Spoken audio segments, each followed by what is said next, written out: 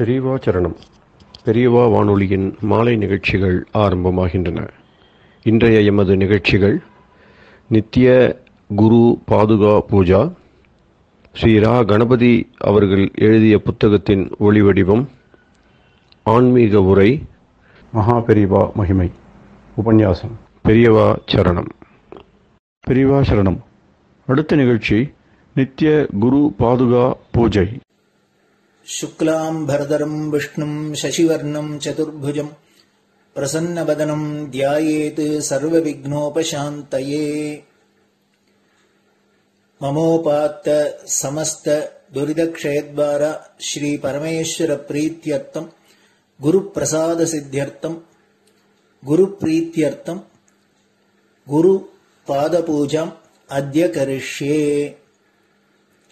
गुरुर्ब्रह्मा गुरुर्विष्णुर्गुरुर्देवो महेश्वरः गुरुः साक्षात् परब्रह्म तस्मै श्रीगुरवे नमः। अपारकरुणा सिन्धुं ज्ञानदं शान्तरूपिणं श्रीचन्द्रशेखरगुरुं प्रणमामि मुदान्वहम्। सदाशिवसमारम्भां शङ्कराचार्यमध्यमाम् अस्मदाचार्यपर्यन्तां वन्दे गुरुपरम्पराम्. எல்லோரும் குருவ பெரிவாள தியானம் பண்ணிண்டு அர்ச்சனை பண்ணுவோம். அஷ்டோத்திரம். பெரியவா அஷ்டோத்திரம் பல அஷ்டோத்திரங்கள் இருக்கு. அதுல எளிமையா சுலபமா எது இருக்கோ அதை நான் இப்ப சொல்றேன்.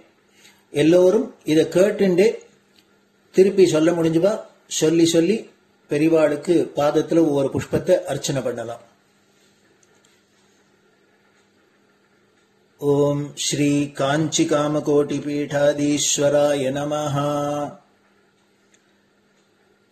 श्रीमत् चंद्रशेखरेन्द्र सरस्वती गुरुभ्यो नमः। संन्यासाश्रम शिखराय नमः। काषाय दंडधारिणे नमः। सर्वपीठापहारिणे नमः। स्वामिनाथ गुरवे नमः। करुणासागराय नमः। जगदाकर्षण शक्तिमते नमः। सर्वचराचर हृदयस्थाय नमः। ओम भक्त परिपालक श्रेष्ठाय नमः।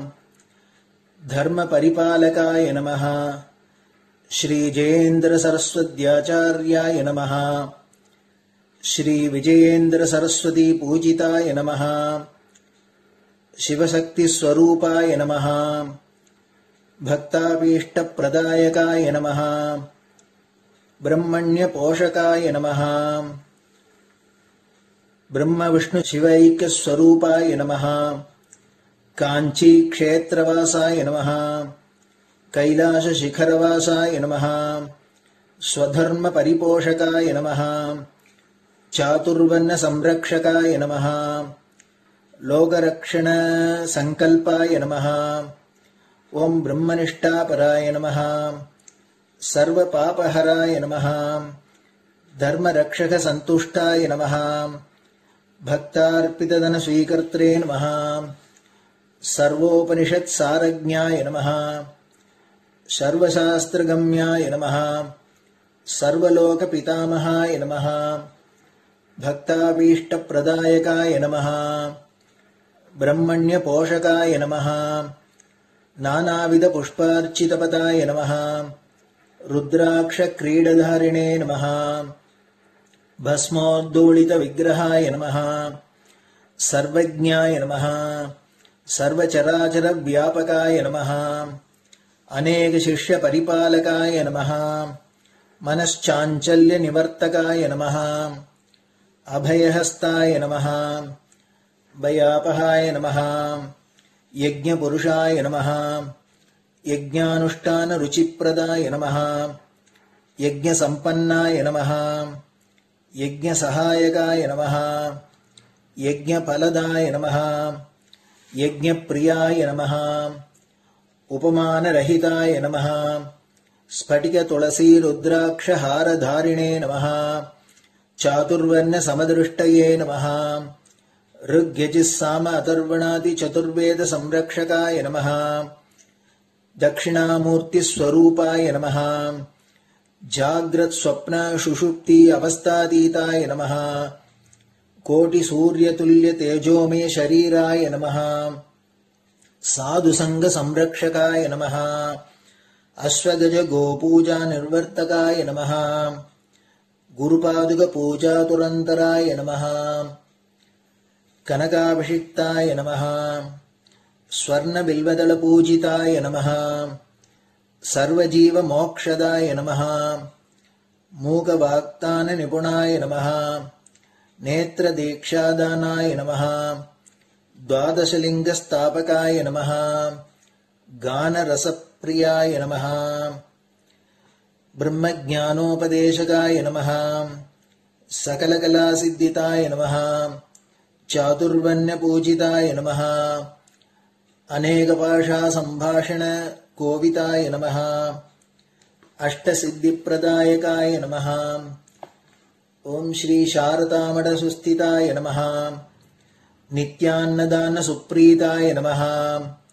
प्रार्थना मात्र सुलभाय नमः. पादयात्रा प्रियाय नमः. नानाविध मतपंडिताय नमः.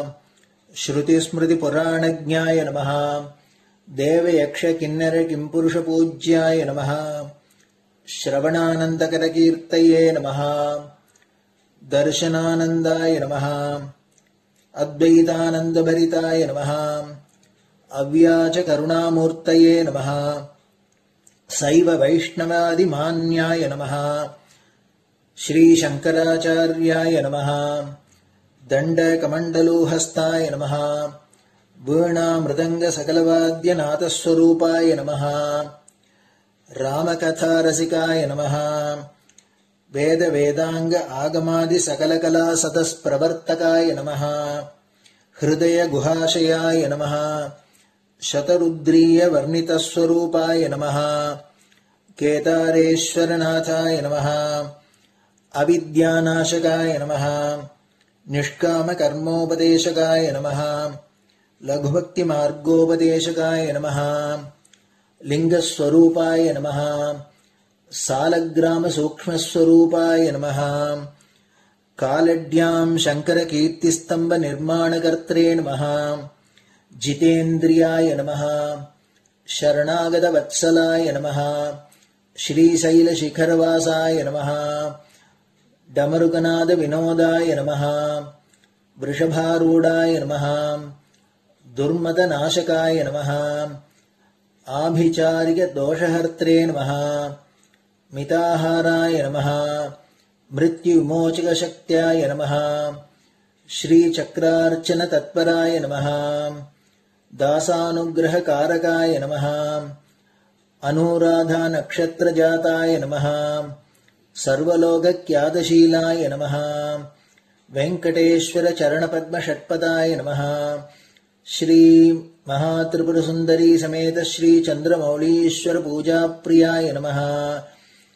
श्रीमच्चंद्रशेखरेन्द्र सरस्वती सद्गुरु परब्रह्मणे नमः. गुरुभ्यो नमः. परमगुरुभ्यो नमः. परमेष्टिगुरुभ्यो नमः. परात्परगुरुभ्यो नमः. गुरुपरम्पराभ्यां नमः. गुरुपादुकाभ्यां नमो नमः.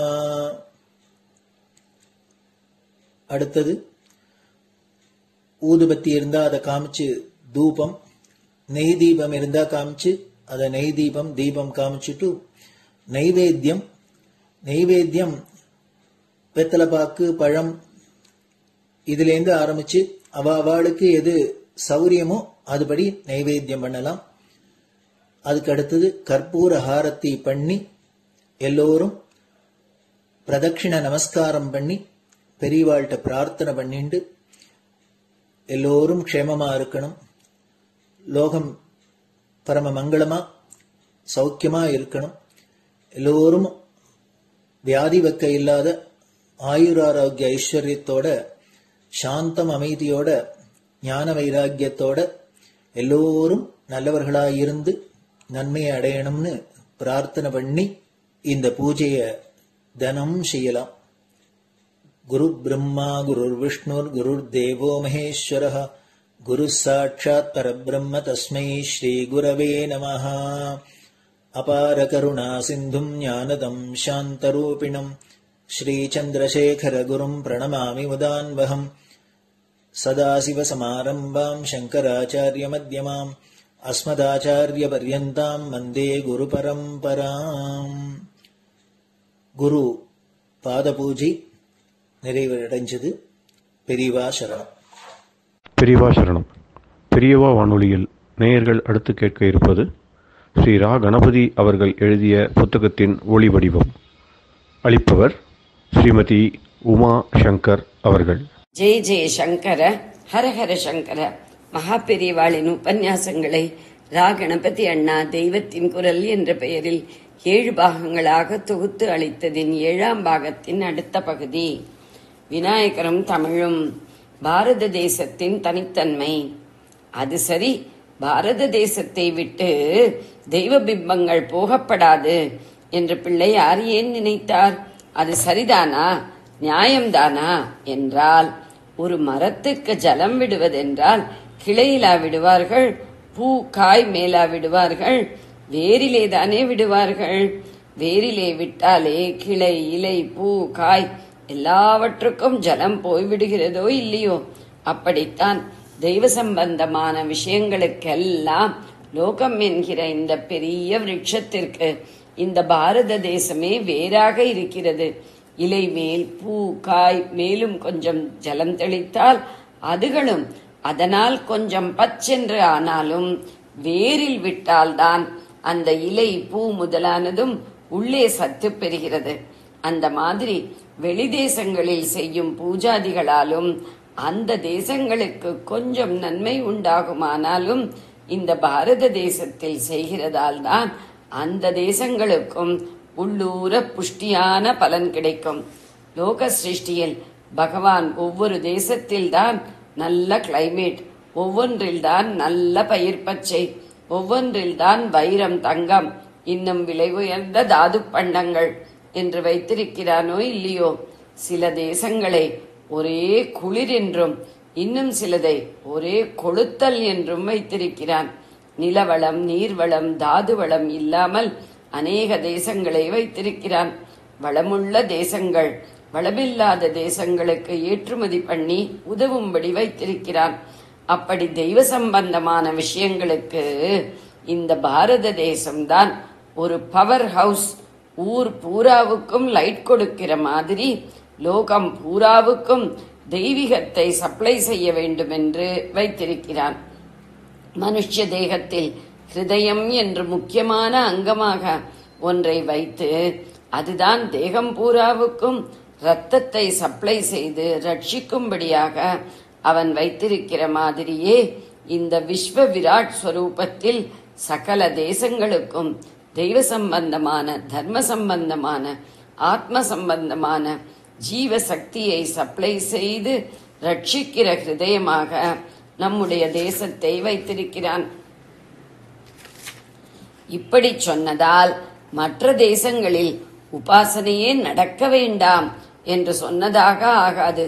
தனித்தனியாக ஒவ்வொரு அங்கத்தையும் ரட்சிப்பதற்காக அந்தந்த அங்கங்கள் மேலேயே மருந்து போட்டுக் கொள்ளவும் செய்கிறோம் அல்லவா? ஒரு செடி மரம் என்று எடுத்துக்கொண்டாலும் வேரில் தான் ஜலம் விடுகிறோம் என்றாலும் பூச்சி பொட்டு அரிக்காமல் இருப்பதற்காக இலை காய் முதலானவற்றின் மேலேயும் மருந்து தெளிக்கிறோம் அல்லவா? அந்த மாதிரி அந்தந்த தேசத்திலும் தெய்வானுகிரக சக்திக்கு ஹானி ஏற்படாமல் இருப்பதற்கு அங்கங்கேயும் வழிபாடு உபாசனை நடக்க வேண்டியதுதான். இருந்தாலும் எந்த அங்கத்திற்கு ஹானி வந்தாலும் ஹிருதயம் பழுதாகாமல் அதற்கு இரத்த சப்ளை செய்தால்தான் வியாதி நிவாரணமாகிற மாதிரி நம்முடைய நாட்டில் விதிவத்தாக வழிபாடுகள் நடந்தால்தான் நமக்கு மாத்திரமில்லாமல் சர்வ தேசங்களுக்கும் க்ஷேமம் உண்டாக முடியும். விதிமுறை வழிபாடும் அன்பு வழிபாடும். இன்னொரு விஷயம், வைதேய பக்தி ராக பக்தி என்று 2 உண்டு. விதிவத்தாக, அதாவது விதிப்படி ஒரு சாஸ்திர வழியிலே உபாசனை செய்வது வைதேய பக்தி. இப்படி வழிபாட்டு கிரமம் என்று இல்லாமல் பிரேமையோடு நம் அன்பில் எப்படியெல்லாம் பகவானிடம் பிரார்த்திக்கவும் உறவு கொண்டாடவும் தோன்றுகிறதோ அப்படியெல்லாம் பக்தி பண்ணுவது ராக பக்தி. அதை அனுராக பக்தி என்றும் சொல்வார்கள். தற்காலத்தில் எந்த விதிமுறைக்கும் கட்டுப்படக்கூடாது என்ற மனப்பான்மை பரவியிருப்பதால் எல்லாரும் தங்களுக்கு ராகபக்தி இருக்கிறதாகவும் அதனால் விதி பிரகாரம் ஒன்றும் பண்ண தேவையில்லை என்றும் நினைப்பதாக ஏற்பட்டிருக்கிறது. வாஸ்தவத்தில் நமக்கு அப்படியெல்லாம் ஒன்றும் சுத்த பிரேமை பகவானிடம் பொங்கிக் கொண்டு வந்துவிடவில்லை. அது மட்டும் வந்திருந்தால் நாம் இருக்கிற தினசே வேறேயாக இருக்கும்.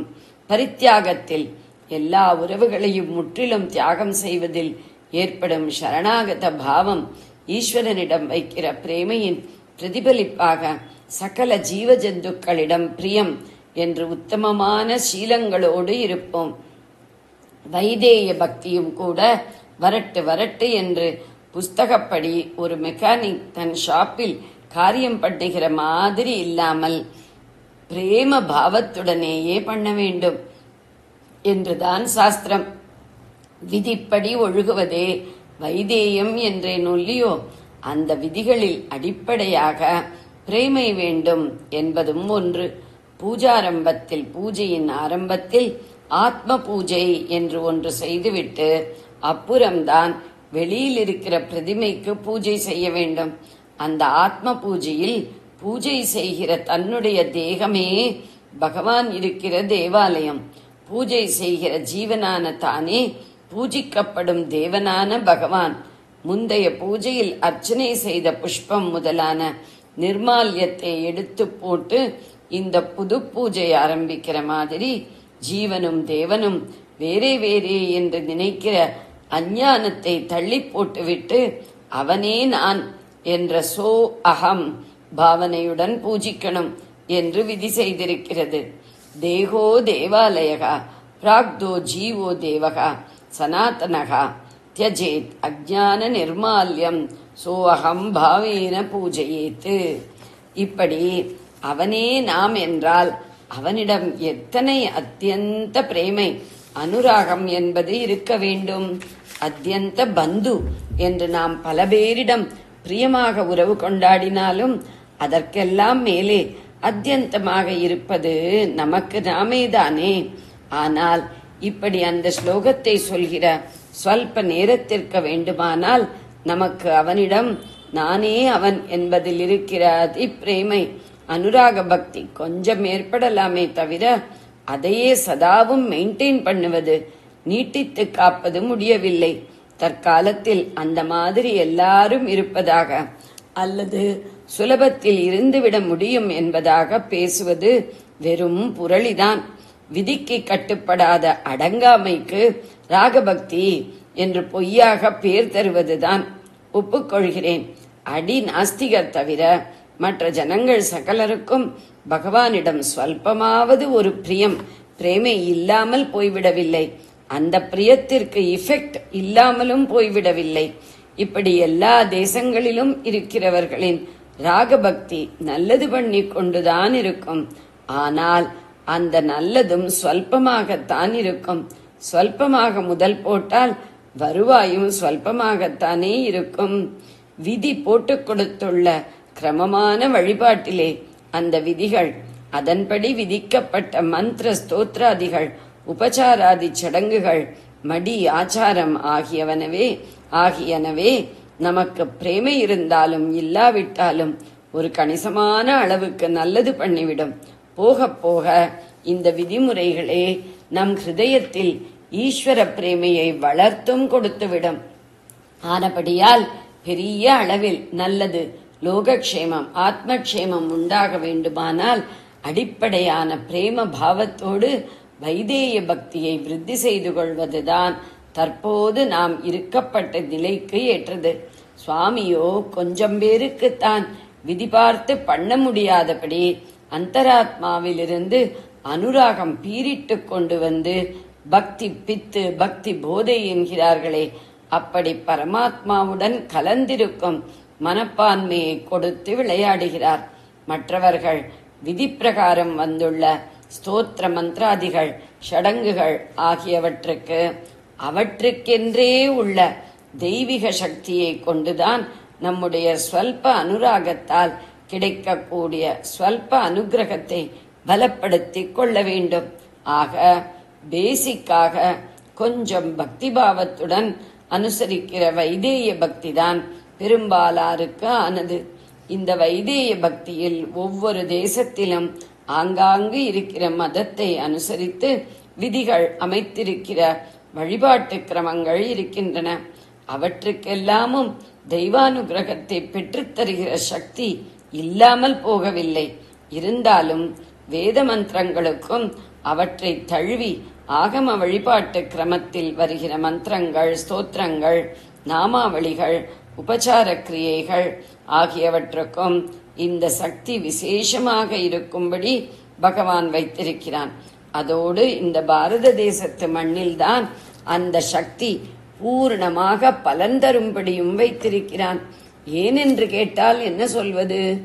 ஏன் சுவிட்சர்லாண்டில் இத்தனை நல்ல கிளைமேட்டை வைத்துவிட்டு சகாராவில் பொசுக்கி எடுக்கிறான் என்றால் என்ன சொல்வது? ஒன்றும் சொல்லத் தெரியாவிட்டாலும் யதார்த்தத்தை ஒப்புக்கொள்ளத்தானே வேண்டும். மந்திர வீரியமானது முழு பலனையும் தருவது நம்முடைய தேசத்தில்தான்.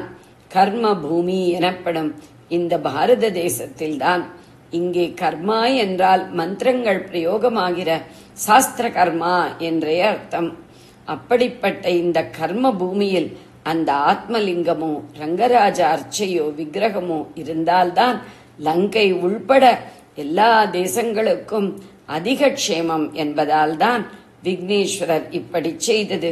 தமது விகடமான சுபாவத்தால் வேடிக்கை, கோபம், அடி தடி குட்டுகிறது. வேறே என்ன? பரம அனுகிரகம் என்று எல்லாம் கலந்த நாடகமாக இதை செய்தார். இப்படி உபயகாவேரி மத்தியில் அவர் பிரசாதித்த அந்த க்ஷேத்திரம் விஷ்ணு ஸ்தலங்களில் பிரதானமாகவும் காவேரி தீரத்தில் உள்ள அத்தனை சோனாட்டு சிவ விஷ்ணு ஆலயங்களுக்கும் மத்தியமணி மாதிரியும் சிறப்பு பெற்றுவிட்டது. கலாச்சார வளர்ச்சி கணேசராலேயே. தேவார ஸ்தலங்களை பற்றியும் திவ்ய பிரபந்த ஸ்தலங்களை பற்றியும் காவேரி சம்பந்தமாக சொன்னேன். இது தவிர மூவர் பாடலோ ஆழ்வார் பாடலோ இல்லாமல் காவேரி தீர ஊர்களில் எழும்பி இருக்கிற கோவில்களோ 1000 10,000 என்று போகும். இம்மாதிரி தெய்வத் தமிழ்நாடு என்கிறபடி இதை கோவில் மயமாக்கி பக்திக்கு திராவிடம்தான் தாய்நாடு என்று பாகவதாதி புராணங்களும் ஸ்தோத்திரிக்கும்படியான பெருமை ஏற்பட்டிருக்கிறதென்றால் அதற்கு ஒரு முக்கியமான காரணம் இந்த நாட்டுக்கு காவேரியை அனுகிரகித்த விக்னேஸ்வரர் தான். தெய்வத்தை தொட்டுக்கொண்டே மற்ற ஃபைன் ஆர்ட்ஸ், சங்கீதம், நாட்டியம், சித்திரம், பிளாஸ்டிக் ஆர்ட், சில்பம், லிட்ரேச்சர், இலக்கியம் எல்லாமும் அந்த பிராந்தியத்தில் விசேஷமாக உண்டாகி லோகத்திலேயே பெருமைப்படும்படியான நம்முடைய கலாச்சாரம் உருவாகி இருப்பது முடிவாக அவரால் தான். இப்படி ஒரு பெரிய உபகாரம் பண்ணியிருப்பவர் பிள்ளையார். ஜெய ஜெய சங்கர, ஹர ஹர சங்கர. பெரியவா சரணம். இந்நிகழ்ச்சியின் அடுத்த பகுதி நாளை மாலை இதே நேரத்தில் ஒளிபரப்பாகும். பெரியவா சரணம். பெரியவா சரணம். பெரியவா வானொலியில் நேயர்கள் அடுத்து கேட்க இருப்பது திரு கவிக்கண்ணன் அவர்களின் ஆன்மீக உரை. பெரியவா சரணம். ராம் ராம். ஸ்ரீ குருப்யோ நமஹ. ஜெய ஜெய சங்கர, ஹர ஹர சங்கர. பெரியவா வானொலி நேயர்கள் அனைவருக்கும், மகா பெரியவாவுடைய பக்தர்கள் அனைவருக்கும் அடியேன் கவிக்கண்ணனின் அன்பு கலந்த நல்வாழ்த்துக்கள். ராம் ராம். ஜெய ஜெய சங்கர, ஹர ஹர சங்கர. ஸ்ரீ குருப்யோ நமஹ. நம்ம செந்தில் ஆண்டவனுடைய கடற்கரையிலே நின்று கொண்டு நமக்கெல்லாம் அருள் புரியக்கூடிய அந்த ஆண்டவனுடைய அழகான எழில் உருவத்தை மனசுல நினைச்சுட்டு ஆதிசங்கர பகவத்பாதால் அருளி செய்த சுப்பிரமணிய புஜங்க ஸ்தோத்திரத்தை தினம் ஒரு ஸ்லோகமா அப்படி நம்ம பார்த்துட்டு இருக்கோம். இன்னைக்கு நம்ம பார்க்க போறது 7வது ஸ்லோகம். அதுல அந்த குகனுடைய தரிசனம் நமக்கு கிடைச்சதுன்னு நமக்கு எல்லா விதமான ஆரோக்கியமும் கிடைக்கிறது அப்படிங்கறத இந்த ஸ்லோகத்துல ஸ்ட்ரெஸ் பண்றார்.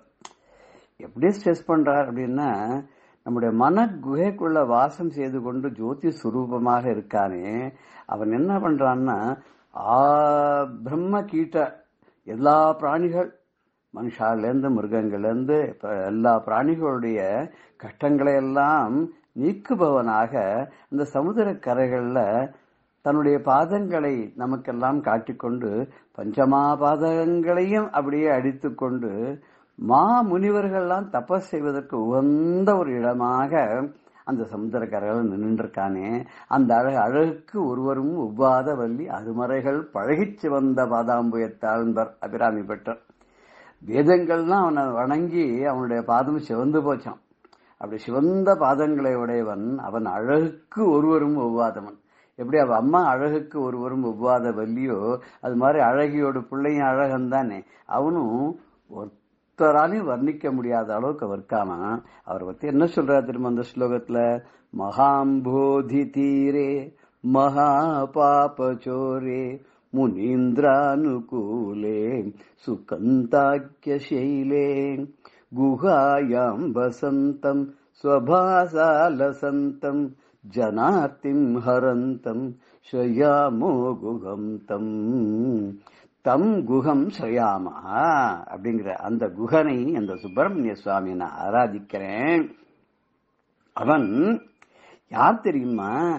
ஜனார்த்திம் ஹரந்தம், ஜனங்களுடைய பக்தர்களுடைய ஆர்த்திம் துக்கங்களை எல்லாம் கஷ்டங்களை எல்லாம் விஷனங்களை எல்லாம் தீர்ப்பவனா இருக்கிறான். அவன் எங்க இருக்கான் தெரியுமோ? ஸ்வபாசா லசந்தம், தன்னுடைய சொந்த ஜோதினாலேயே ஜோதி வடிவினாலேயே பிரகாசிக்கிறானா. எங்கன்னா குஹாயாம் வசந்தம், குகைக்குள்ள வாசம் செய்யறான். குகைக்குள்ள வாசம் செய்யறான்னா ரெண்டு, நிஜமான ஒரு குகைக்குள்ளேயே வாசம் பண்றான்னு அர்த்தம். ரெண்டாவது மனசுங்கக்கூடிய குகைக்குள்ள அவன் வாசம் பண்றான்னு அர்த்தம். அந்த குகை எங்க இருக்கு தெரியுமா? மனசுக்குள்ள இருக்கு. வெளியில எங்க இருக்கு அப்படின்னா மகாம்போதி தீரே, பெரிய மகோததி என்று சொல்லக்கூடிய சமுத்திரத்தினுடைய கரையில விளங்குறதா இருக்கு. மகாபாப சோரை, எல்லா பாபங்களையும் திருடின்னு போயிடுறானோ, அபகரிச்சுட்டு போயிடுறானோ நம்ம பண்ற பாவங்கள் எல்லாம். முனீந்திர அனுகூலே, பெரிய மகா முனிவர்கள் தபஸ்விகளுக்கெல்லாம் ரொம்ப அனுகூலமாக இருக்கக்கூடிய சுகந்தாக்கிய சைலே, அது கந்தமார்த பர்வதம், சுகந்தம் பர்வதம், அதாவது வாசனை மிகுந்த பர்வதம். அவர் சுத்தி வாசனை கம கம கம கமன்னு, ஏன்னா பூந்தோட்டங்கள்லாம் இருக்கிறதாக அப்படிப்பட்ட ஒரு சோலை மலையில் அவர் இருக்கிறதுனால, பழமுதிர் சோலைன்னு கேள்விப்பட்டிருக்குமே, அப்படி ஒரு சோலை மலையில இருக்கிறதுனால அவரை சுத்தி அந்த சுகந்தமான வாசனையானது அப்படி பரவின்னு இருக்கான். அப்படி அப்பேற்பட்ட இடத்துல ஒரு குகைக்குள்ள வாசம் பண்ணக்கூடிய இந்த முருகப்பெருமான் இருக்கானே, அவன் எல்லா பிராணிகளுடைய சோகங்களையும் துக்கங்களையும் கட்டங்களையும் அவன் தீர்த்து வைக்கிறான். அப்படிங்கறதுனால ஆச்சாரியார் என்ன சொல்றா, அப்பேற்பட்டவன் அவன் வெளி குகையில மாத்திரம் ஓடிரல, அவனோட சொந்த ஜோதி சொரூபத்தினால என்னுடைய ஒரு மனசுக்குள்ள கூட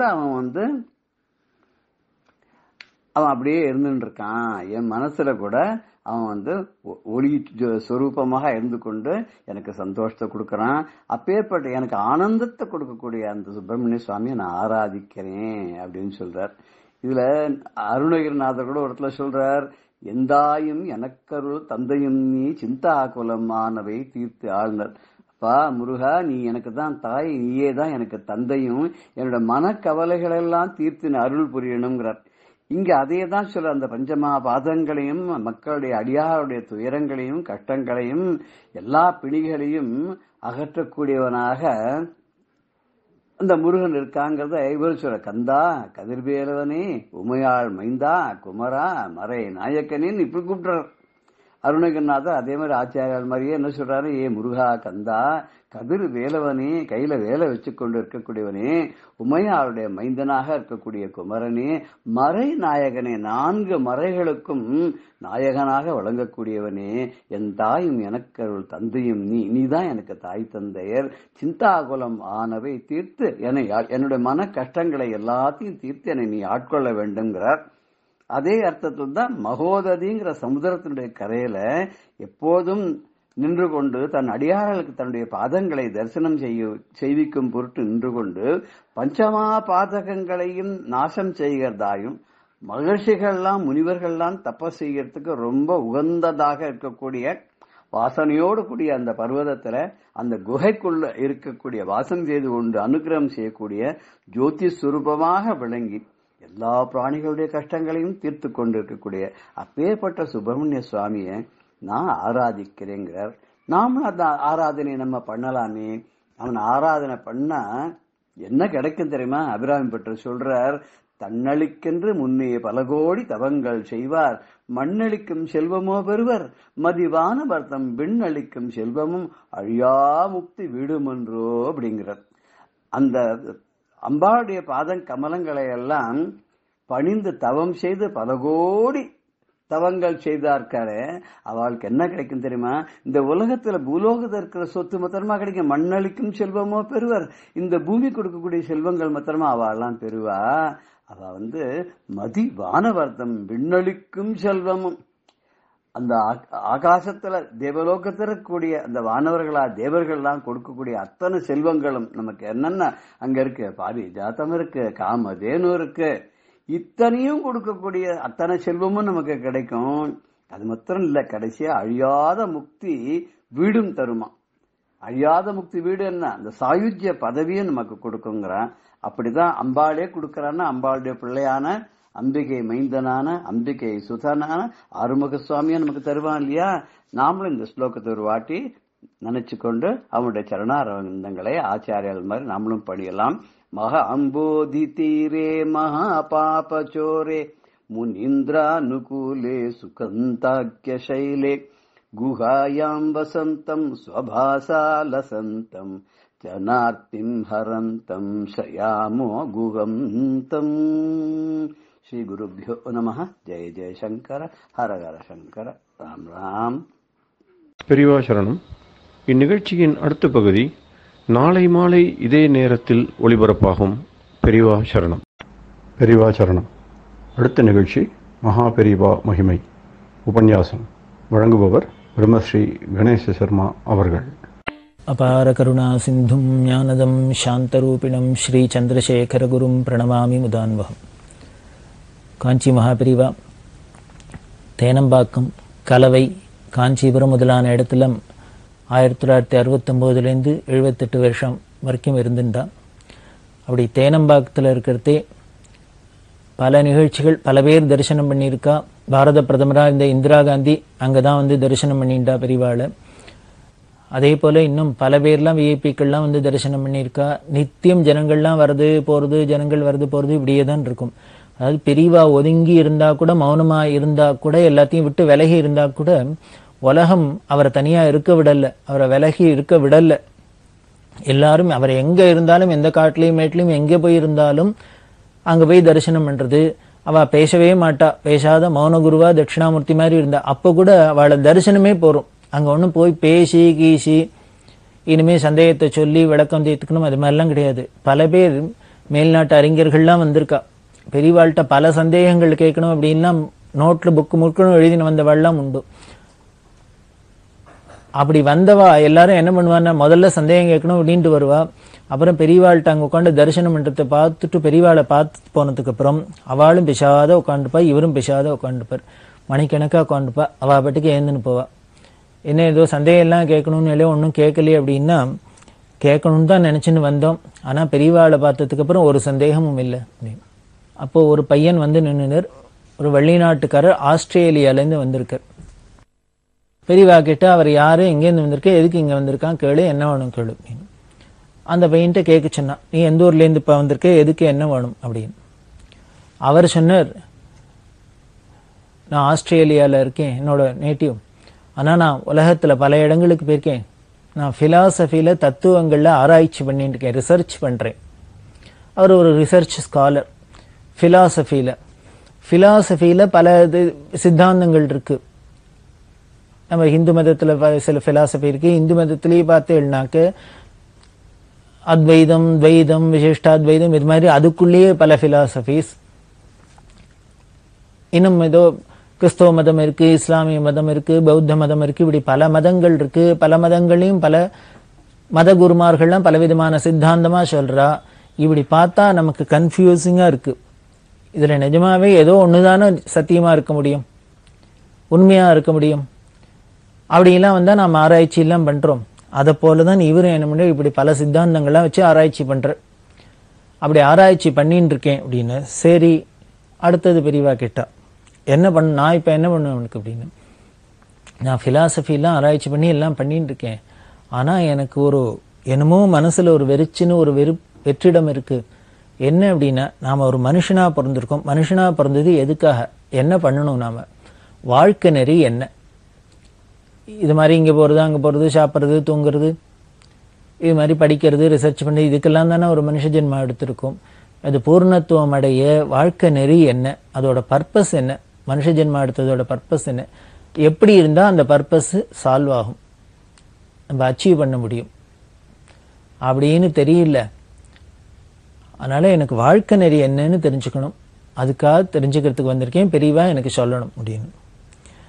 நீ பெரியவா எல்லாம் நடுப்புற கூட ஒருத்தர் வச்சுன்னு அவர்கிட்ட தான் கேட்கிறேன். அது சரி, அதை கேட்கறதுக்கு ஏன் எங்கிட்ட வந்தான் கேளு அப்படின்னு. இவன் தான் ரிசர்ச் பண்றேன்னு சொல்றான், உலகம் முழுக்கலும் சுத்திருக்கேன்னு சொல்லியிருக்கான், அதனால பல மத தலைவர்களை பார்த்திருக்கேன்னு சொல்றான். அங்க யார்ட்டையான்னு கேட்டிருக்கலாமே, எத்தனையோ மத தலைவர்கள்லாம் பார்த்திருக்காளே, அதுல யார்ட்டையானு போய் கேட்டிருக்கலாமே வாழ்க்கை நெறி என்னன்னு, அவளே சொல்லியிருப்பாளே அப்படின்னு. அதை விட்டுட்டு ஏன் என்கிட்ட வந்து கேட்கிறான் கேளுன்னு. உடனே அந்த பையன் சொன்னா, இல்ல இல்ல, நான் எல்லாத்தையும் கேட்டேன், போன இடத்துல கேட்டிருக்கேன், பல பேர் பதிலும் சொல்லியிருக்கா, ஆனா அந்த பதில்லாம் என்னமோ எனக்கு திருப்தியா இல்லை, என்னை தொடரல, எனக்கு கன்வின்சிங்கா இல்லை அப்படின்னு. அதனால பெரியவாள்கிட்ட கேட்கிறேன். ரெண்டாவது, அங்க போன இடத்துல பல பேர்கிட்ட கேட்டாலும் பெரியவா பத்தி பல பேர் சொல்றா, அவள் இல்லாம ரெஃபர் பண்ணா. எனக்கு அவ சொல்ற பதில் திருப்தி இல்லை அப்படின்னு அவளுக்கு தெரிஞ்சா, உனக்கு திருப்தியா வேணும்னா நீ ஒண்ணு வேணா பண்ணு, காஞ்சிபுரமா அங்க பெரியவர் ஒருத்தர் இருக்கிற, அவர்கிட்ட போய் கேளுன்னு சொல்றா. உங்களை தான் போற இடத்துல பல பேர் ரெஃபர் பண்ணா, அதனால உங்களோட பெருமையை தெரிஞ்சது, நான் அதனாலதான் நான் இங்க முயற்சி பண்ணி வந்திருக்கேன் அப்படின்னு. சரி, பல பேர் உங்ககிட்ட பதில் சொன்னான்னு அது உனக்கு திருப்தியா இல்லை, கன்வின்ஸா இல்லைங்கிற. இப்ப நான் சொல்றதும் இல்லைன்னா என்ன ஒண்ணு அப்படின்னு. நான் மட்டும் உனக்கு திருப்தியா சொல்லிடுவேன்னு என்ன கேரண்டி அப்படின்னு. அவர் சொன்னார், எனக்கு தெரியாது, பல பேர் உங்களோட பத்தி சொல்றா, நான் ஏதோ கேள்விப்பட்டுன்னு தான் வந்திருக்கேன், நீங்க சொல்லுங்கோ, தெரிஞ்சுக்கணும்னு எனக்கு ஆசையா இருக்கு அப்படின்னு. ஏன்னா சொல்றதுக்கு முன்னாலே இது கன்வின்சிங்கா இருக்குமா இல்லையான்னு எப்படி தீர்மானம் பண்ண முடியும், சொல்லி பார்த்த அப்புறம் தான் தெரியும். இந்த பையனை சொன்னா பக்கத்துல இருக்கிற வித்வான்கள்லாம் இருக்கா இல்லையா, அதுல எல்லாரும் படிச்சவாள் இல்லையோ, அவளுக்கெல்லாம் ஒரு ஆர்வம் வந்தது. ஏன்னா இது ரொம்ப முக்கியமானது, இந்த பையனுக்கு மட்டும் இல்லை, நாம மனுஷனா பிறந்த எல்லாருக்குமே நம்ம வாழ்க்கை நெறி என்னன்னு அவசியம் தெரிஞ்சுக்கணும். அப்படி தெரிஞ்சுனாதானே அந்த வழியை நாம அடையறதுக்கு நாம முயற்சி பண்ணுவோம், அந்த வழியில போய் அந்த கோலை அடைய முடியும். இது எல்லாருக்குமே உபயோகமா இருக்கும். அதனால பெரியவா சொல்லணும் அவசியம், பெரியவா வாக்கால இது வரணும் அப்படின்னு. பெரியவா உடனே சொன்னா, நீங்களா தான் படிச்சிருக்கீங்களே, எல்லாரும் வேதம் படிச்சுக்கீள், சாஸ்திரம் படிச்சுக்கீள், புராண இதிகாசம் எல்லாரும் படிச்சவாதான் பெரிய ஸ்காலர்ஸ், நீங்களே சொல்லுங்களே, நம்ம சனாதன மதத்துல இந்து மதத்துல என்ன சொல்றது, மனுஷனா பிறந்தவன் என்ன பண்ணணும்னு சொல்றது, அந்த வாழ்க்கை நெறி என்ன, மனுஷனா பிறந்ததுக்கு என்ன பிரயோஜனம், அது என்ன நீங்க தான் சொல்லுங்களே அப்படின்னு. அவள்லாம் சொன்னா, இல்ல இல்ல, அந்த குழந்தை பெரியவாள்கிட்ட தான் கேட்க வந்திருக்கான், நாங்க சொல்லக்கூடாது, பெரியவா சொல்லணும், பெரியவா சொன்னாக்கா அது என்ன ஸ்பெஷலா தான் இருக்கும், இந்த ஷாக்ல நாங்களும் தெரிஞ்சுப்போம் அப்படின்லாம் எல்லாரும் பிரார்த்தனை பண்ணினா. அப்படி சொல்லிட்டு அவ என்ன சொன்னா, இந்த ஷாக்ல பையனை உத்தேசிச்சு பெரியவா சொன்னாள்னா இது எல்லாருக்குமே உபயோகமா இருக்கும், அதனால இதை நிறைய பேப்பர் துண்டு நோட்டீஸ் போட்டு எல்லாருக்கும் விநியோகம் பண்ணலாம், எல்லாரும் தெரிஞ்சுக்கிட்டோம். அதே மாதிரி பல இடங்கள்ல மீட்டிங்லாம் போட்டு அந்த இடத்துல இதெல்லாம் போய் பிரச்சாரம் பண்ணினா எல்லாருக்கும் இது பெரிய வாழ்க்கைக்கு உபயோகமா இருக்கும் அப்படின்லாம் சொன்னான். உடனே பெரியவா சிரிச்சுட்டே சொல்றா, ஆமா, நான் இப்போ மனுஷனோட வாழ்க்கை நெறி என்னன்னு இப்போ சொல்லிட்டேன்னா, இதை உடனே நோட்டீஸ்லாம் போட்டு எல்லாருக்கும் விநியோகம் பண்ணி இனிமே அங்கங்க மைக்க வச்சுன்னு மேடையில போய் பேசிட்டாக்க உடனே எல்லாரும் அந்த நெறிக்கு வாழ்க்கை நெறியை அதை அச்சீவ் பண்றதுக்கு வந்துட போறாளாக்கும், அந்த வழிக்கு மாறிட போறாளாக்கும். இல்லை, இப்போ இது தெரியாததுனாலதான் சொல்லாததுனாலதான் எல்லாரும் அந்த வழியில போகாத இருக்காளா, ரெண்டும் இல்லை அப்படின்லாம் சொன்னா. அதுக்கப்புறம் பெரியவா சொல்றா, இதெல்லாம் வச்சு நம்ம சொன்னோம்னா என்ன பண்ணோம்னா, நம்ம வாழ்க்கை நெறி தான் இதான் அப்படின்னு நாம போய் சொல்லோம்னா என்ன தெரியும், என்ன ஆகும் அப்படின்னர், நமக்கு வேணா ஒரு கர்வம் வரும். பத்தியா ஒருத்தருக்குமே தெரியாத வாழ்க்கை நெறிய நான் தான் சொல்லிட்டேனாக்கும், முதல்ல நான் தான் சொல்லிட்டேனாக்கும், நான் தான் கண்டுபிடிச்சிட்டேனாக்கும் அப்படிங்கிறாப்புல நமக்கு ஒரு பிரம வரும். அதை பார்த்து எல்லாரும் உடனே புதுசா இருக்குன்னு நினைச்சுக்கிறாப்புல கூட்டம் வரும். இப்படி விபரீதமாக தான் போகுமே வழியே ஒருத்தரும் உடனே அந்த வழியில போய் நல்ல பர்பஸ் சால்வ் ஆயிடும், அவ அதை அச்சீவ் பண்ணுவான்னு சொல்ல முடியாது அப்படின்லாம் சொன்னா. அந்த வித்வான்களை மற்ற இருக்கட்டும், எந்த ஒரு விஷயத்திலையும் நல்லது கெட்டது கலந்துதான் இருக்கும். அதுக்காக நம்ம நல்லது சொல்லாத இருக்க முடியாது, செய்யாத இருக்க முடியாது. பெரியவா சொல்லட்டும், பிரார்த்தனை பண்ணிக்கிறோம் அப்படின்னு. பெரியவா உடனே ஒரு வித்வான்ட்ட சொன்னா, போ வியாசாச்சாரியர்கள் பண்ணின புராண புஸ்தகங்கள்லாம் இருக்கு, அதுல பாகவதம் ஸ்ரீமத் பாகவதத்தை எடுத்துன்னு வான்னா. அந்த பாகவத புஸ்தகம் எடுத்துன்னு வரப்பட்டது. அதுல 7வது ஸ்கந்தத்தை எடு அப்படின்னா 7வது ஸ்கந்தத்தை எடுத்தா அதுல இத்தனாவது அத்தியாயத்துக்கு போ அப்படின்னா இத்தனாவது அத்தியாயம் வந்தது. அதுல 24வது ஸ்லோகம் அப்படின்னு இந்த ஸ்லோகத்தை சொன்னா, அது என்னன்னு படி அப்படின்னா, தஸ்மாத் சர்வேஷு பூதேஷு தயாகுருத சௌஹிருதம் அப்படின்னு ஆரம்பிக்கிற ஸ்லோகம் இது. இதோட அர்த்தத்தை என்னன்னு சொல்லு அப்படின்னா, இது என்ன ஸ்லோகம், எப்படி வருது அப்படிங்கிறத பார்த்தாதான் இதோட விவரம் நமக்கு புரியும். அதாவது இந்த ஸ்ரீமத் பாகவதத்துல பிரஹ்லாத சரித்திரத்துல வருது. பிரஹ்லாதனுக்கு பெரிய இடைஞ்சல் யாரு அப்படின்னர், அவ அப்பாவே தான். இந்த புராணங்கள்லாம் நமக்கு எதை காமிக்கிறது அப்படின்னர், மனுஷாளுக்கு மட்டும் இந்த ஈகோ அகம்பாவம் இருந்துடுத்துன்னா, அப்போ அப்பா இல்லை, புள்ளை இல்லை, கணவன் இல்லை, மனைவி இல்லை, வேற எதுவும் இல்லை, பந்தம் இல்லை, பாசம் இல்லை, ஒண்ணும் இல்லை. இந்த பந்த பாசம் அப்படின்னு இதுல தான் நம்ம கட்டுண்டு இருக்கிறப்பல இருக்கும். ஆனா நமக்கு அவளுக்கு அந்த ஈகோ அகம்பாவம்னு வந்துருத்துனா அப்ப இதெல்லாம் இருக்கிற இடம் தெரியாத போயிருது.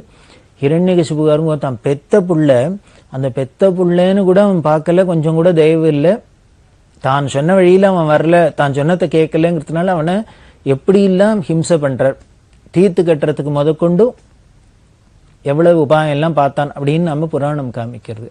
அப்படின்னா ஒரு அப்பாவுக்கு புள்ள மேலேயே பாசம் இல்லாத இவ்வளவு இதெல்லாம் பண்ண முடியும்னா எதனால என்ன, அவனோட அந்த கர்வம் அகம்பாவம் அது தலைக்கு ஏறிடுத்துனா எப்படி எல்லாம் விபரீதமா போறதுன்னு தான் நமக்கு புராணங்கள எதுக்கு திருப்பி திருப்பி கேட்கிறோம்னு.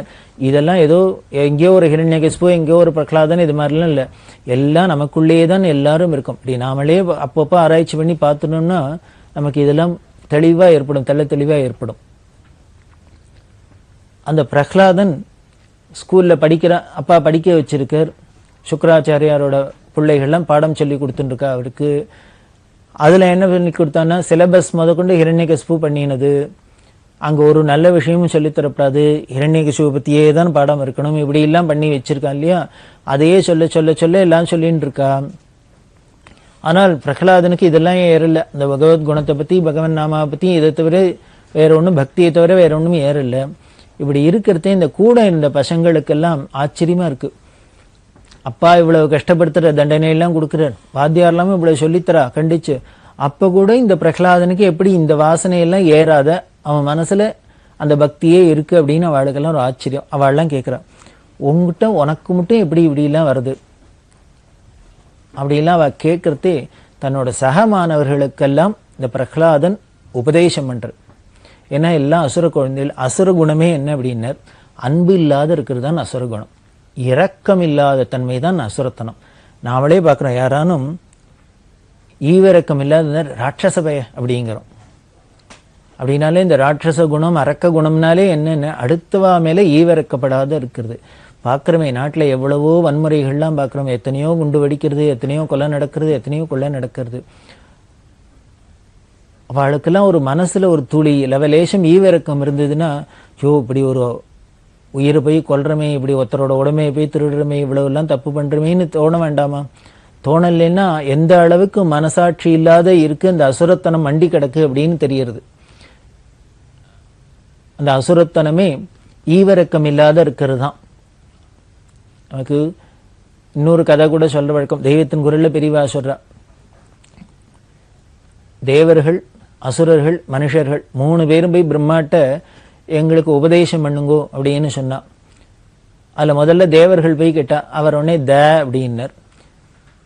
இதை ஒரு அக்ஷரம் தான் சொன்னார், அவள்லாம் ஆஹா புரிஞ்சு கொடுத்தோம் அப்படின்னு உடனே தேவதைகள்லாம் வந்துட்டா. அடுத்தது தேவதைகள் போய் பிரம்மாட்ட உபதேசம் ஆயிட்டு இருக்கான்னு அசுரர்களுக்கெல்லாம் பொறுக்காது, பொறாம. உடனே இவாளும் உடனே அவற்றையே போய் கேட்டா, தேவர்களுக்கெல்லாம் உபதேசம் பண்ணாலுமே எங்களுக்கும் பண்ணணும் அப்படின்னு. உடனே பார்த்தர் பிரம்மா, இந்த அசுரர்களுக்கும் தேவர்களுக்கும் எப்பொழுதுமே அப்போசிஷன். அவளுக்கு தேன்னு சொல்லிட்டு இவாளுக்கு வேற தானே சொன்னா இந்த அசுரத்தனம், இதுகள்லாம் நம்மளை அடிச்சிட்டோம், அவருக்கு மட்டும் என்னமோ சொல்லியிருக்க எங்களுக்கு என்னமோ சொல்ற அப்படின்னு கோவம் வந்துடும். அப்படின்ட்டு அவருக்கு சொன்னதே இவாளுக்கும் தேன்னு சொன்னார். இவாளும் அசுராலும் ஆஹா அப்படியா புரிஞ்சுடுத்து அப்படின்ட்டு அவளும் போயிட்டா. உடனே மனுஷர்கள்லாம் போனா, மனுஷர்லாம் போய் சொன்னாக்க அவா 2 பேருக்கு அதையே சொன்னாப்லே இவாளுக்கும் தேன்னு சொன்னார். இவாளும் புரிஞ்சுடுத்துன்னா இது என்ன தேவர்களுக்கும் தேன்னர், அசுரர்களுக்கும் தேன்னர், மனுஷனுக்கும் தேன்னர், ஆனா 3 பேர் புரிஞ்சுடுத்துன்னா என்ன அப்படி உபதேசம் பண்ணான்னா வேற ஒண்ணும் இல்லை. தேவர்கள்ட்ட இல்லாத குணம் என்ன அப்படின்னர் புலனடக்கம். எப்பொழுதுமே ரொம்ப ஹைலி சொபிஸ்டிகேட்டடா இருந்துட்டாக்க, ரொம்ப அதீதமான வசதிகள் இருந்துட்டுன்னா அது சிற்றின்பத்திலையும் புலன்களுக்கு இன்பத்திலேயே தான் அந்த அலையும்.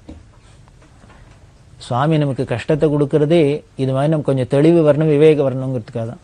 ஸோ இந்திரலோகத்தில் பார்த்தீங்கன்னா எல்லாம் ஒரே பிரமாதமா இருக்கிறது, போக பூமியா இருக்கு. அப்படி இருக்கிறவாளுக்கு எல்லாம் மிதமிஞ்சி இருக்கிறதுனால இந்த இன்பத்திலேயே அவளுக்கு போகும்.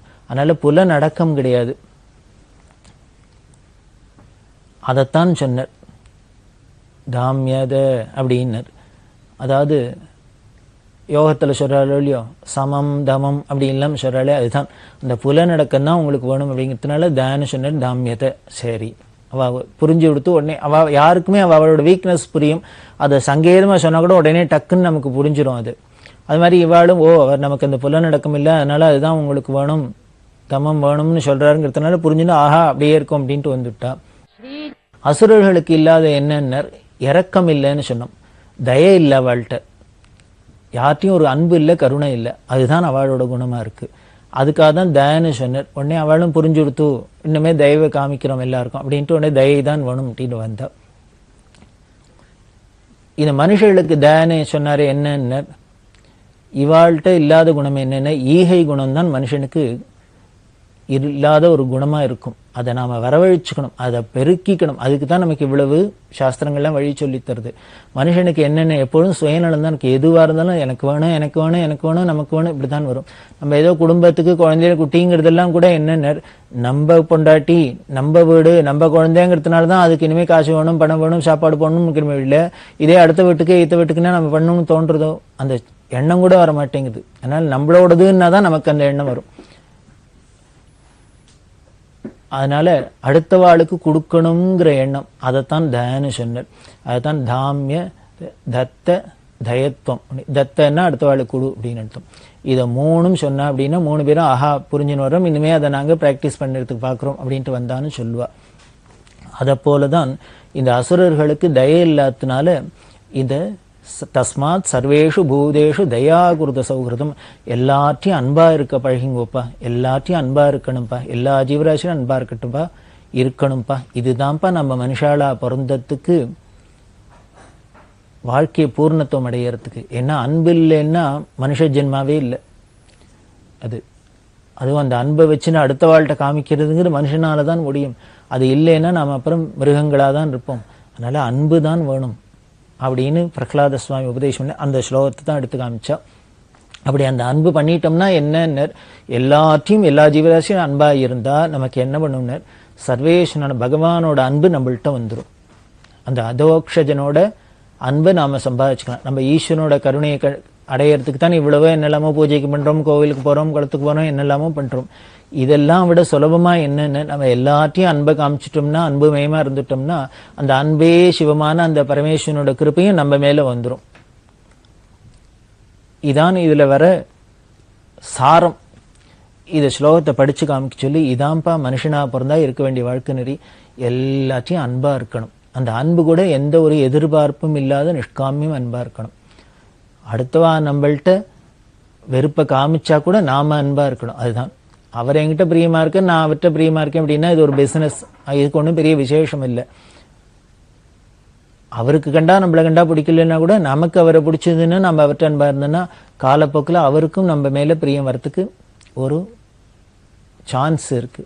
அதனாலதான் எல்லாத்தையும் அன்பா இருக்கணும்னு சொல்லி அந்த பையனுக்கு இதெல்லாம் விவரிச்சு பெரியவா சொல்லிட்டு இது அவனுக்கு புரியறாப்புல இங்கிலீஷ்ல சொல்லுன்னா இது சொன்னோன்னு அந்த பையன் கண்ணால தாரதாரையே தண்ணி விட்டார். அவர் உடனே சொன்னார் வேண்டாம் வேண்டாம் எனக்கு டிரான்ஸ்லேஷன்லாம் வேண்டாம் அப்படின்னு, எனக்கு புரியுறது அப்படின்னு. பெரியவா இப்போ சொன்னதே எனக்கு புரியுறது, அதனால எனக்கு இனிமேல் இங்கிலீஷில் அதை மாற்றி சொன்னாதான் புரியும்னு இல்லை அப்படின்னு. அதில் பாருங்க ஆச்சரியம், அன்பா இருக்குன்னு சொல்றதுக்கு அடுத்த வாழ்க்கை சொல்லணும்னா இதுலேருந்து ஒன்று தெரியுது, லாங்குவேஜ் தான் வேணும் அப்படிங்கிற அவசியம் இல்லை. லாங்குவேஜ் ஒரு தடையா இல்லை, ஒரு தேசமோ காலமோ எந்த ஒரு தடையும் இல்லைன்னு தெரியுது. அன்பாயிருன்னு ஒருத்தர் சொல்றவருக்கு அதே அன்போடு சொன்னார்னா புரிஞ்சுக்கிறவா எல்லாரும் புரிஞ்சுப்பா அப்படின்னு இந்த நிகழ்ச்சி நமக்கு காமிக்கிறது. அப்படி பிரேமஸ்வரூபமா இருக்கிற பெரியவா அன்பா இருக்கிறது தான் மனுஷ ஜென்மா எடுத்ததுக்கு பிரயோஜனம், அன்பா தான் இருக்கணும், அதுதான் வாழ்க்கை நெறி அப்படின்னு சொன்னா அந்த பையன் பரம சந்தோஷப்பட்டார். சொல்லிட்டு அப்போ அவர் சொன்னார், இதே மாதிரி விஷயத்த பல பேர் சொல்லியிருக்கலாம், ஆனால் என்னமோ அதெல்லாம் ஒரு வார்த்தையா இருந்ததே வழியா அதுக்கு ஒரு ஜீவனா இருந்து என்ன போய் உள்ளுக்குள்ள பாதிக்கல. இப்போ பெரியவா சொல்றது வார்த்தையா மட்டும் இல்லை, எனக்கு உள்ளுக்குள்ள போய் என்ன ஆத்மாவை தொடறது, இதுக்கு தான் காத்துட்டேன் அப்படி எல்லாம் சொல்லி அந்த பையன் ரொம்ப சந்தோஷப்பட்டு அப்படி இருக்கிறதுக்கு ட்ரை பண்ணணும். அதுக்கு பெரியவா தான் அனுகிரகம் பண்ணணும், ஏன்னா அன்பே வடிவமா இருக்கிற அந்த பெரியவா தான் நமக்கும் அனுகிரகம் பண்ணணும் அப்படி எல்லாம் சொல்லி அந்த பையன் போன. நிஜமாவே பெரியவா அந்த பையனுக்கு சொன்னா எல்லாருக்கும் நமக்கு புராணங்களை சொல்லியிருக்கு, வேதம் தான் சொல்றது, சாஸ்திரம் தான் சொல்றதுன்னா கூட பெரியவா அப்படிதான் அன்பு ஸ்வரூபமா இருந்தாளா அப்படின்னு அப்படியே தான் இருந்தா, அன்பு ஸ்வரூபமா தான் இருந்தா. முன்னால பல நிகழ்ச்சிகள் பார்த்திருக்கோம், பரம நாஸ்திகர்கள்லாம் கூட பெரியவாள்கிட்ட பிரியத்தை காமிக்கிறாப்புல தான் இருந்தது அப்படின்னா எல்லாத்தையும் பெரியவா பிரியத்தை காமிச்சதுதான். காஞ்சிபுரத்தில் போயின்னு இருக்கா கோவிலுக்கு, காமாட்சி கோவிலுக்கு, வழியில் இந்த பிச்சைக்காரெல்லாம் இருப்பா இல்லையா, அதில் ஒருத்தர் காலில் பேண்டேஜும் இண்டேஜ் எல்லாம் போட்டுன்னு ஒரு கம்பம் ஓனிண்டு ஐயாண்டு கையை நீட்டுன்னு நிற்கிறான். பெரியவா அப்படி தாண்டி போயிட்டா. போன பெரியவா உடனே திரும்பி பார்த்து பக்கத்தில் இருக்கிறவாள்லாம், உங்கள்கிட்டலாம் ஏதாவது பைசா இருந்தால் அவனுக்கு போடுங்க பாவம் அப்படின்னு. இது பெரியவாளே ரெஃபர் பண்ணினோன்னு என்ன பண்ணா, கூட இருக்கிறவாள்லாம் சேர்ந்துன்னு அவ 5, 10 ஏதோ 50 ஏதோ போட்டா அந்த ஆளுக்கு திடீர்னு பார்த்தா 300 ரூபா 400 ரூபா ஏதாப்புல சேர்ந்து கொடுத்தோம். அவருக்கு ஒரே ஆச்சரியமா இருந்தது. 5 ரூபாய்க்கும் 10 ரூபாய்க்கும் எல்லாரும் 8 4 தான் போடுவா, இங்க பெரியவா சொல்லிட்டான்னு வரவாலாம் 10 ரூபா 20 ரூபா 50 ரூபா 100 ரூபா நோட்டு போடுறாளே. எல்லாம் ஆச்சு, எல்லாரும் போட்டதுக்கு அப்புறம் பெரியவா உடனே அந்த ஆள்கிட்ட சொல்றா, இப்போ காலை சாதாரணமாக வச்சுன்னு போயிட்டு வா அப்படின்னு. இப்போதான் ஷாக்கா இருந்தது எல்லாருக்கும். என்னன்னா அந்த ஆளுக்கு நிஜமாவே காலு ஒன்றும் ஃப்ராக்சர் நொண்டியெல்லாம் இல்லை, நொண்டி மாதிரி காலை மடக்கி கட்டின்ட்டு இந்த மாதிரி பேண்டேஜ் எல்லாம் போட்டுட்டு இந்த பிச்சை எடுக்கிறதுக்காக ஒரு வேஷம் போட்டுன்னு அங்கே வந்து காமாட்சி கோவில் வாசலில் நின்றுட்டு இருக்கு. இது பெரியவாளுக்கு போகிறதையே பார்த்துட்டா தெரிஞ்சு கொடுத்து இது ஏதோ ஃப்ராடு, இது ஏதோ வேஷம் போட்டுன்னு நிற்கிறான் அப்படின்னு. அப்படி தெரிஞ்சா கூட உடனே பெரியவா ஏன் போட சொன்ன, அதான் அன்பு ஸ்வரூபம் அப்படிங்கிறது. இப்போ போட்டவாளுக்கெல்லாம் ஒரு மாதிரி ஆயிடுத்து, இந்த மாதிரி ஏமாந்து போயிட்டுமே, யாரோ ஏமாத்தி நம்மள்ட்ட வாங்கி விட்டானே, இது பெரியவா சொன்னான்னா போட்டோம். உடனே இவாளுக்கெல்லாம் சொல்றா, பாவம் இல்லாத கொடுமை, எப்படியானு ஏதானும் பண்ணி வயிற்றுக்கு சாப்பாட்டுக்கு வேணுங்கிறதுனால இப்படி ஏமாத்தியானும் சம்பாதிக்கணும்னு தோன்றது. இல்லாத கொடுமை ஏழ்மைங்கிறது அப்படி எல்லாம் நம்மளை கீழே கொண்டு தள்ளுறது. என்ன பண்றது, எல்லாரும் மனுஷா தானே அப்படின்ட்டு உடனே பெரியவா சொல்றா, இனிமே அப்படி பண்ணாதப்பா, வேணும்னா தானே உழைச்சி பார்த்து சாப்பிடு, இல்லையா யார்ட்டன்னு கேளு, யாச்சகம் பண்ணு, இப்படி ஏமாத்தி பண்ணாத அப்படின்னு அவருக்கு சொல்லிட்டு போறா. இதுதான் அவ அன்பே ஸ்வரூபம் அப்படிங்கிறதுக்கு சாட்சி. இவன் வேஷம் போட்டுருக்கான்னு தெரிஞ்சா கூட நாமளா இருந்தா ஏமாறப்படாது அப்படின்னு தான் ஜாகிரதை பண்ணிப்போம். பெரியவா அப்பவும் அவனுக்கும் கொடுத்துட்டு தான் உபதேசம் பண்ணாலே வழிய கொடுக்காத சொல்லலை. இதுதான் அன்பு அப்படிங்கிறது, அவ்வியாச்ச கருணை அப்படிங்கிறது. ஈஸ்வரனுக்கு அம்பாளுக்கு எப்படி இருக்குன்னு இது மாதிரி அன்பு தான் இருக்கு நம்மள்கிட்ட. நாம பூஜை பண்றதுனால அம்பாளுக்கு ஏதானு சந்தோஷமா, அவளுக்கு லாபமா, நாம ஒன்றும் பூஜை பண்ணலன்னா ஏதானு கல்லை எடுத்து அடிச்சோம்னா அவளுக்கு ஏதானும் குறைச்சலா, ஒன்றும் கிடையாது. இப்படி நம்ம வாழ்த்தினாலும் சரி, விஷாலும் சரி, என்ன பண்ணாலும் சரி, போற்றினாலும் சரி, தூற்றினாலும் சரி, நமக்கு வேணுங்கிறத எப்பொழுதும் வேளா வேலைக்கு அனுகிரகம் பண்ணிகிட்டே தான் இருக்கு. இது ஈஸ்வரனோட குணம், அதுதான் அவ்வியாச்ச கருணைன்னு பேரு. ஏன்னா நம்மளால அவருக்கு ஒரு காரியமும் ஆக வேண்டியதில்லை, அவர் கொடுத்து தான் நமக்கு ஆகணும். அதை போல தான் நீங்கள் பெரியவாளும் அவ்வியாச்ச கருணாமூர்த்தியா காமாட்சி ஸ்வரூபமா இருக்கிறதுனால யார் அங்கே வந்து என்ன பண்ணினாலும் அந்த சந்நிதியில் அவளுக்கும் அனுகிரகமாகவே இருக்கு. அவளுக்கு யாரையுமே ஒரு தோஷத்தை பார்த்தோ குறைய பார்த்தோ கண்டுபிடிக்கவே தெரியாது, அதை ஒரு குறையாவே சொல்ல தெரியாது. கேட்டால் இப்படி தானே இருக்கும், மனுஷன்னா இப்படி தான் இருப்பா, உலகம்னா இப்படி தான் இருக்கும் அப்படின்னு சர்வ சகஜமாக வச்சுருப்பா. அதான் ஞானத்தோட உச்சி. அப்படி இருக்கிற பெரியவா ஒருத்தர் வாழ்க்கை நெறி என்னன்னு கேட்டால் அதை பிரகலாதன் சுவாமி சொன்னதை தயாகுருத சௌஹிருதம் அப்படின்னு சொல்ல முடியும்னா அது உடனே புரியறதுன்னா எப்படி அந்த அன்பு ஸ்வரூபமாக இருந்ததுனால்தான். இப்படி பல நிகழ்ச்சிகள் அதில் நாம் தொடர்ந்து பார்க்கலாம். பெரியவா சரணம்.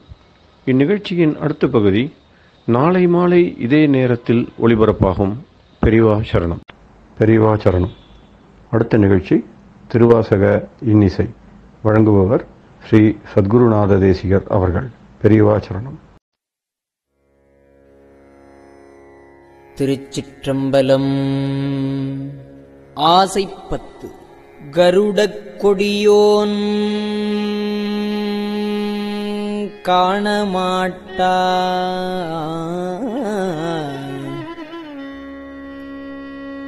கருடக் கொடியோன் காணமாட்டா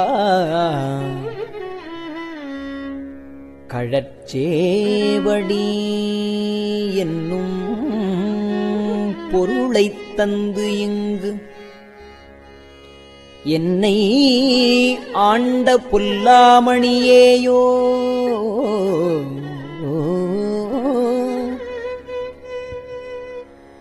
இருளை துறந்திட்டு இங்கே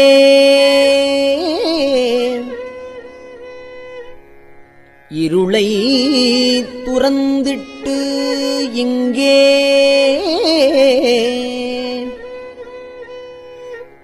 வா என்று அங்கே கூவும்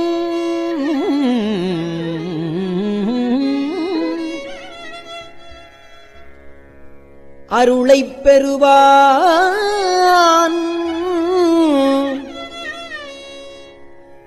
ஆசைப்பட்டேன் கண்டாய் அம்மானே.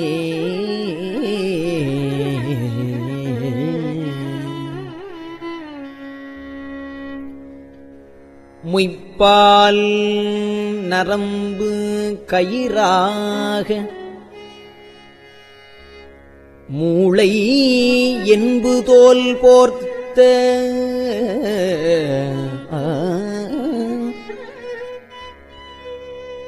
மூளை என்பு தோல் போர்த்த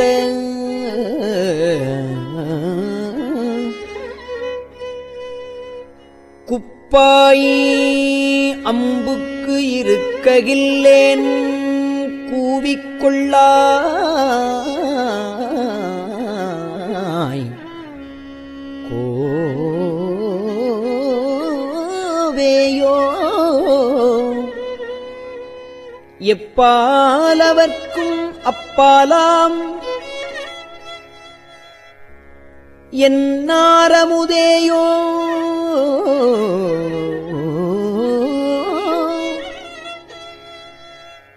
அப்பா காண ஆசைப்பட்டேன் கண்டாய் அம்மானே.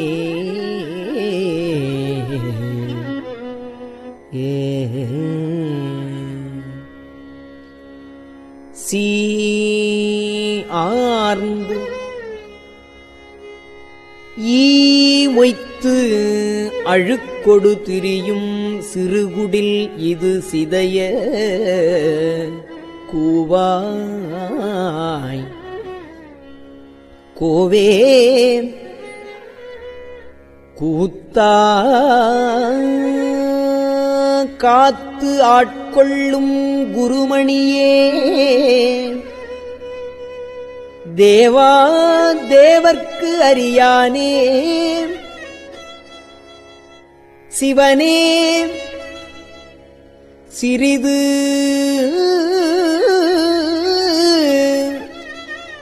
என் முகநோக்கி ஆவா என்ன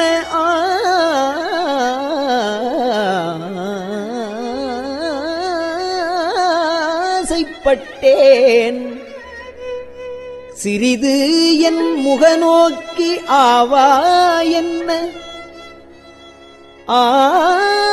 ஆசைப்பட்டேன் கண்டாய் அம்மானே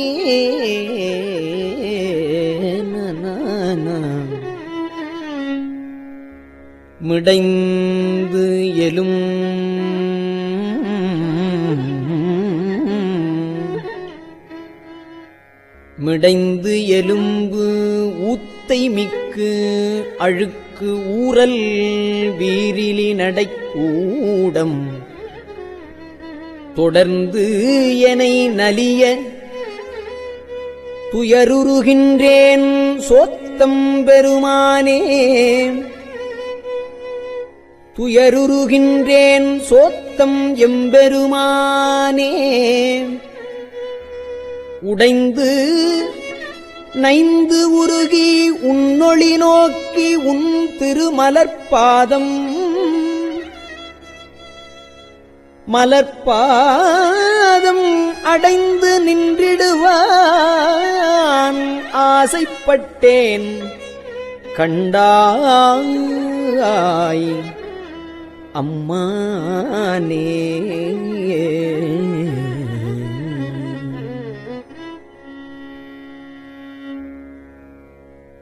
அழிபுன்னகத்து புறந்தோல் மூடி அடியேனுடை ஆக்கை புளியம்பழம் ஒத்திருந்தேன் இருந்தும் விடையாய் பொடியாடி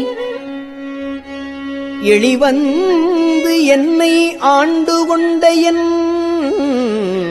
ஆரமுதேயோ அழியன் என்ன ஆசைப்பட்டேன் கண்டாய்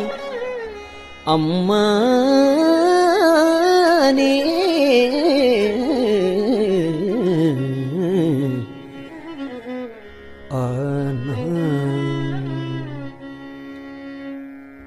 எய்த்தேன் நாயேன் இனி இங்கு இருக்ககில்லேன் யுவாழ்க்கை வைத்தாய் வாங்காய் வானோர் அறியா மலர்ச்சேவடியானே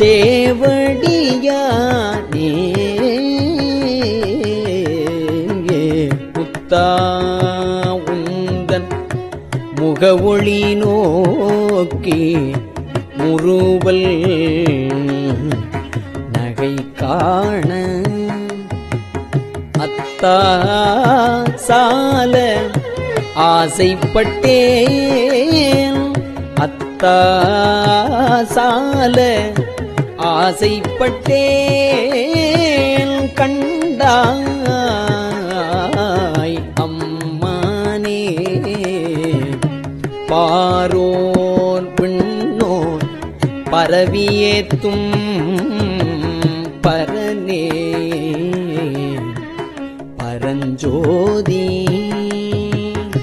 வாராய் வாரா உலகம் தந்து வந்து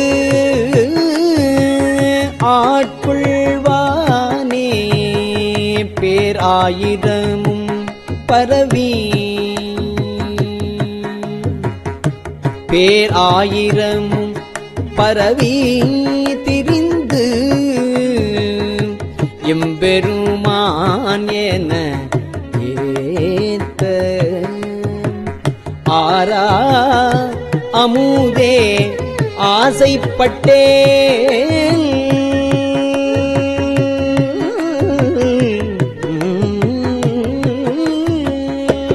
ஆரா அமுதே ஆசைப்பட்டேன் கண்டாயம்மானே.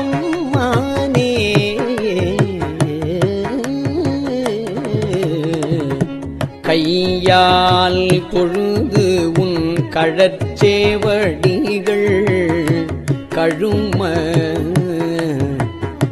தழுவிக்கொண்டும் கையால் தொழுது உன் கழற்சேவடிகள் கழும தழுவிக்கொண்டும்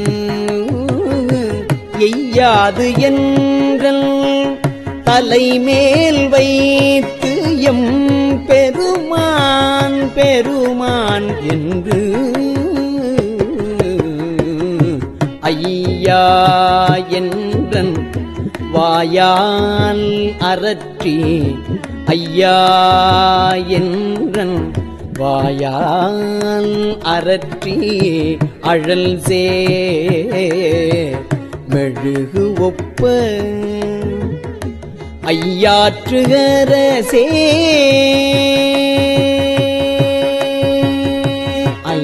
ஐயாற்றுகரசே ஆசைப்பட்டே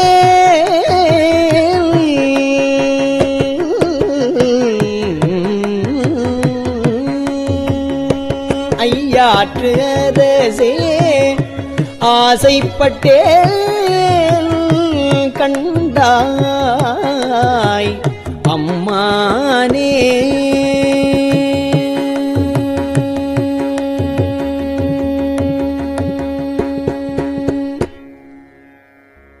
செடியார் ஆக்கை திறம் மரவீசி சிவபுர நகர்வுக்கு கடியார் சோதி கண்டு கொண்டு என் கண்ணினை களி கூற படிதான் இல்லா பரம்பரனே உன் பழ அடியார் கூட்டம் அடியேன் காண ஆசைப்பட்டே கண்டாய் அம்மானே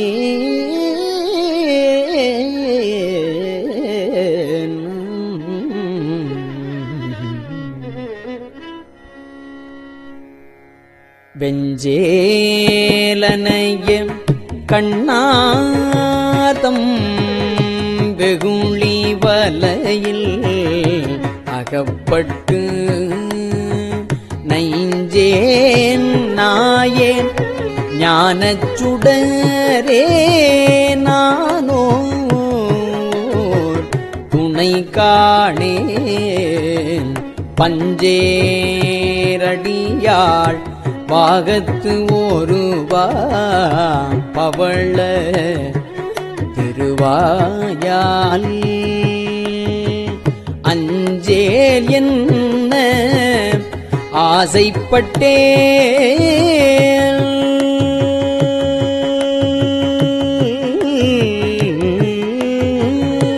அஞ்சேல் என்ன ஆசைப்பட்டே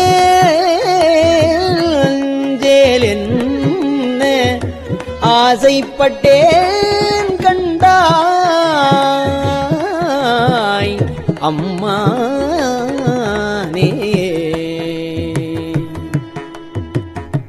ஆசைப்பட்டேன் அஞ்சேலென்ன ஆசைப்பட்டேன் கண்டாய் அம்மானே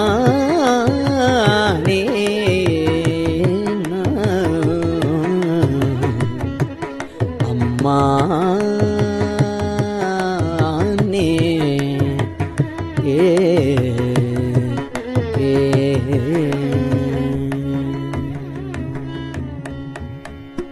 திருச்சிற்றம்பலம்.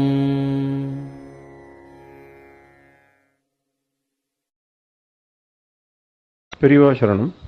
இந்நிகழ்ச்சியின் அடுத்த பகுதி நாளை மாலை இதே நேரத்தில் ஒளிபரப்பாகும். பெரியவா சரணம். பெரியவா சரணம். பெரியவா வானொலியின் இன்றைய நிகழ்ச்சிகளின் நிறைவாக திருப்பொன்னூசல் வழங்குபவர் சத்குருநாத தேசிகர் அவர்கள். பெரியவா சரணம். திருச்சிற்றம்பலம். திருப்பொன்னூசல் சீரார் பவளம் கால் முத்தம் கயிறாக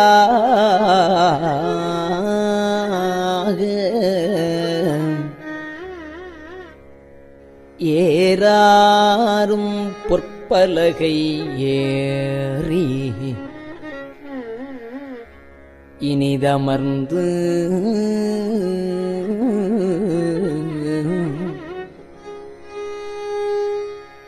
சீரார் பவளம் கால்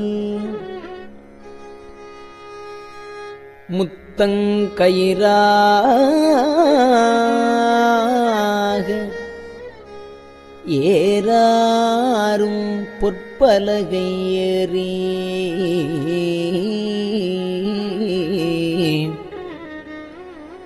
இனிது அமர்ந்து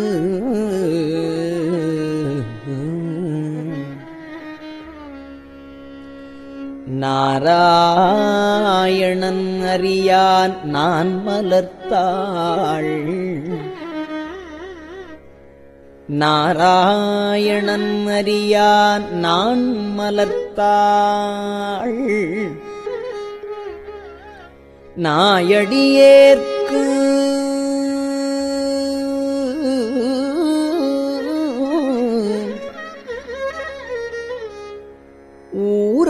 ஊராகத் தந்தருளும் உத்தர கோசமங்கை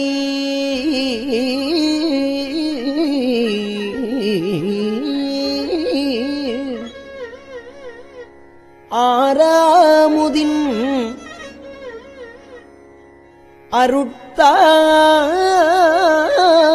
அருட்தாளினைப் பாடி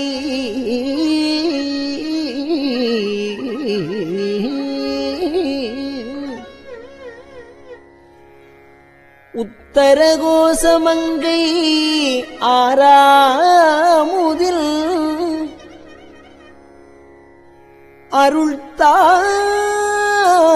அருள்தாளினைப் பாடி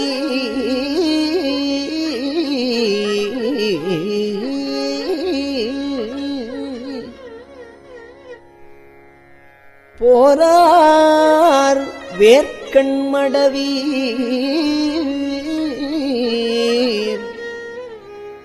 பொன்னூசல் ஆடாமோ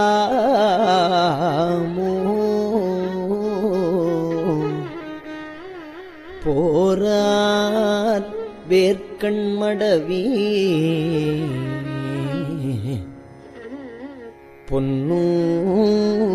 பொன்னூசல் ஆடாமோ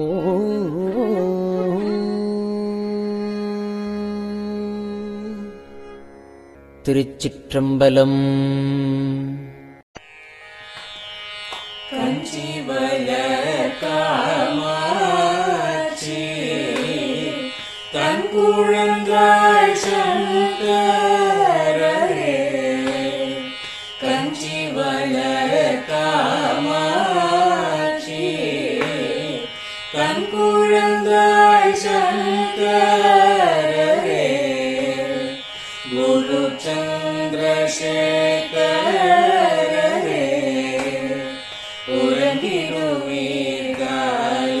உறங்கிடுவீர்களேலோ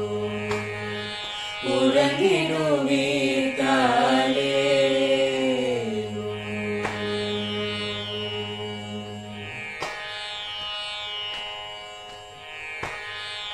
ஆதிகுரு சங்கரராய் அன்றொரு நாள் வந்தவரே அறுபத்து எட்டாகும் ஏகபதி காலேலோ ஏழுலகும் பூப்பவரே காப்பவரே கரப்பவரே எல்லோர்க்கும் அருள்பவரே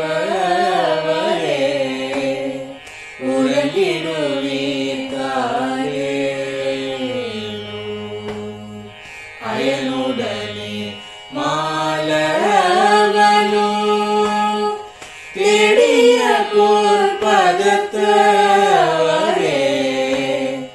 அருமறைகள் சாற்றும் முயல் மலர்பதமே காலேலோ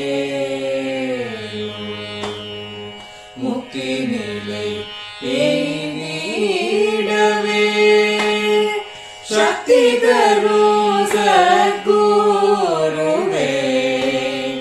முக்தி நிலை எய்திடவே சக்தி தரும் சத்குருவே நித்தமெங்கள் நாவீசையில் நித்திரை கொள்தாளே நித்தமெங்கள் நாவீசையில் நித்திரை கொள்தாளே நித்தமெங்கள் நாவீசையில் நித்திரை கொள்தாளே